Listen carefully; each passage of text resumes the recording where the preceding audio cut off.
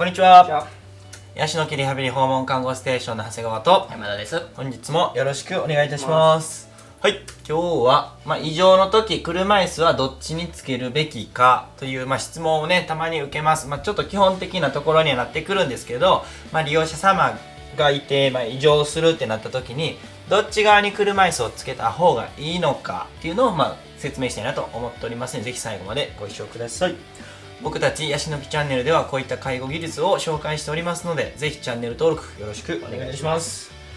オンラインスクールの機能訓練スクールというものもありますので、詳しくは概要欄の URL をチェックしてみてください。では、説明していきます。はい、では異常の時に車椅子をどちら側につけるかってことなんですけど、利用者様がいて右側なのか、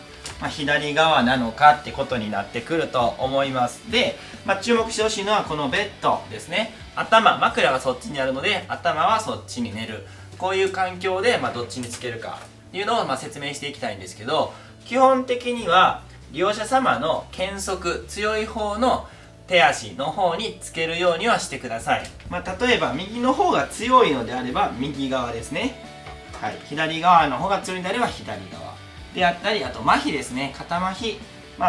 左の麻痺があるんであれば右側になってくるのが基本ですね。膝が悪い方がいたら右の膝が悪いのか左の膝が悪いのかで、強い方、痛くない方につけるっていうのが基本になってきます。ただちょっとじゃあ寝てみてください。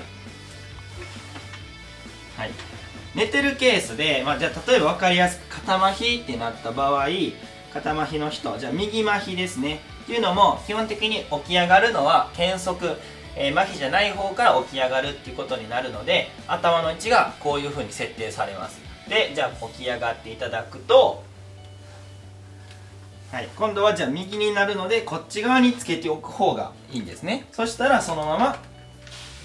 持ってアームサポート持って、異常ができるっていった流れになります。はい、でこっからですね、次車椅子から、ベッドに戻る際ですねってなると、今度は、反対になってしまう。今右が、非側なので同じようにこっちに頭側につけてしまうと、今非側から乗り移るようになってしまうのでちょっと難しくなります。なのでそういう場合は基本的にこちらですね、足元に来ていただいて、で本来ここに、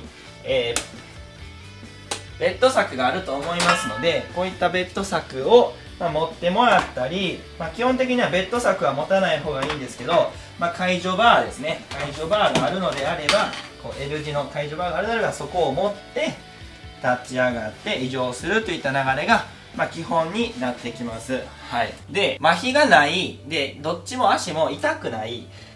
ただ廃用で、廃用というか、全体的に筋力が、高齢になって弱ってしまっているってなった場合ですね、そういった方はただ一人で動くことができる、自立されている方は車椅子をどこにつけた方がいいのかなんですけど、じゃあ寝てみてください。はい、基本的に異常車椅子移動が、自立されている方なので、どこでもいいんですけど、例えばこっちに置いてたとしましょう。じゃあちょっと起き上がってみてください。はい、車椅子が邪魔で起き上がれなくなってしまうんですね。はい、なので、そういった方は基本的にはもうこっちにつけておいてあげてください。はい、これでじゃあ起き上がってみてください。そしたらね、車椅子邪魔になることなく起き上がれるし、そのまま車椅子を動かすことなく移動することもできるので、基本的には頭側の方がいいです。はい、ただ戻る際は、例えばこのまま頭側に戻ってきたら次持つとこがないですね。はい、前にね、このベッド柵はありますけど、ここ介助バーはまずないですよね。介助バーがあるとここがねあるので邪魔になってこっちからつけれなくなります。はい、なのでこっち側になるんですけど、そういう変える場合はなのでさっきと一緒にここに介助バーを持って、移動するっていう流れにはなってきますけど、起き上がりのことを考えると、頭側がいいです。でもし解除する場合ですね、じゃあ寝てもらって、解除する場合もこう車椅子を置いてると解除してから、もうちょっとささっとやりますけど、解除してから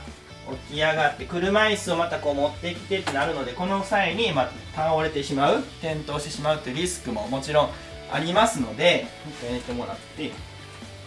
最初からね頭側につけておいてあげると、別にここに僕が入っても全然邪魔にはならないので、同じように起き上がりの解除もしていただくことで、車椅子も別に邪魔にはならないですし、でこう解除して起きていただいて、今度そのまま車椅子を触ることなく、移乗もできますので、基本的には口頭側に置くのが理想かなと思います。たださっき言ったみたいに痛い方とかそういったところがある場合はできるだけ、全解除するってなったら今のでいいと思うんですけど、できるだけご自身の力を使っていただいて、自立支援っていう考え方で利用者様の足の力が衰えないように力を発揮していただくってなると、痛くない方にできるだけ自分の力を使って乗り移ってもらうっていうやり方が理想になってくるので、その辺はその方に合わせて車椅子の位置を考えてやっていただくのがベストかと思います。では実際に解除バーを使って説明しますね。先ほどちょっと解除バーエアーでやりましたけど、今回ちょっとこの解除バー使ってやるんですけど、何が言いたいかというと、この解除バーがあると、例えばじゃあ右麻痺の場合左側につけたいけど、邪魔になってしまいます。こうね、右につけると。ただこの解除バーっていうのは結構折りたたみができたりするので、こうしてあげるとこちらにつけることができます。はい、これで置いておくと、起き上がりにも邪魔にならないし、起き上がった後移乗する時も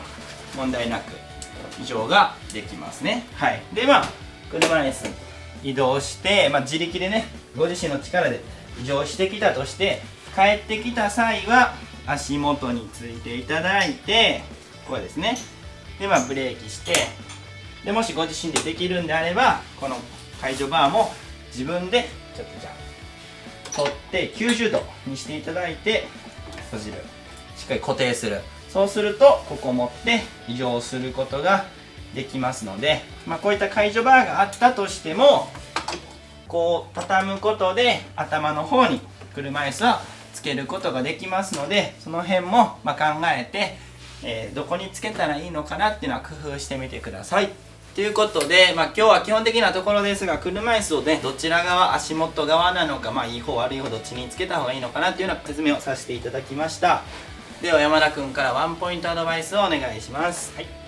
肩麻痺とか、疾患、怪我がない方でどちらでもどこにつけてもいい方なんですけれども、その方の場合一つちょっと注意点といいますか、これを知っているとより安全にできるというのがありまして、その方がどちらが利き手、右利き左利き、足も右利き左利きがあるので、それを一つ聞いておくと、その利き手側、の方が強いので、そちらにつけてもらう方がより安全になります。はい、ということで、いつもコメント高評価ありがとうございます。これからも介護技術を紹介していきますので、チャンネル登録応援のほどよろしくお願いいたします。ではまた次回の動画でお会いしましょう。さよなら。